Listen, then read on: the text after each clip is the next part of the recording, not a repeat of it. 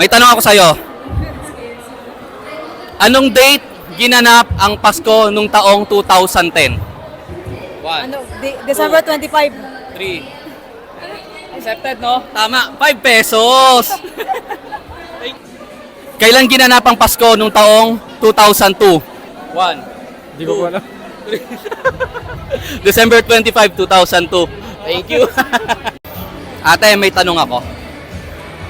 Anong petsa o anong araw ginanap ang Pasko nung taong 1982? 1, 2, December 3, 25. 4. Tama! 5 pesos! Congratulations! Anong petsa ginanap ang Pasko nung taong 1990? 1, 2, 25. 3, 4. December 25. Tama! Congratulations! 5 pesos! Anong araw o petsa ginanap ang Pasko nung taong 1980? 1, 2, December 3. 25. Tama! 5 pesos! Congratulations! May tanong ako. Anong petsa ginanap ang Pasko nung taong 1984? 1, 2, 3, December? 4, 5. December.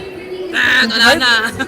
Sige, nakahabol. December 25, tama. 5 pesos. Congratulations! Kailan ginanap or anong date ginanap ang Pasko nung taong 2001? 1, 2, 3, 4,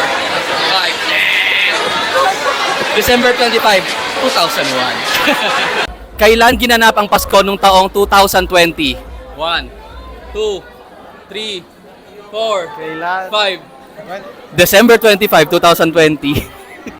Anong petsa o anong araw ginanap ang Pasko nung taong 1995? 1, 2, 3, 4, 5. December 25. Tama, 5 pesos. Thank you, congrats. Itanong ako. Mukhang matalino to.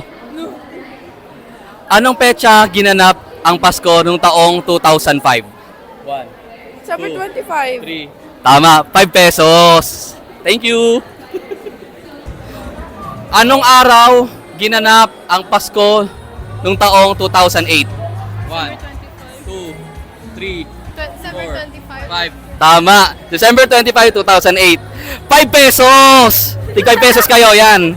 Thank you.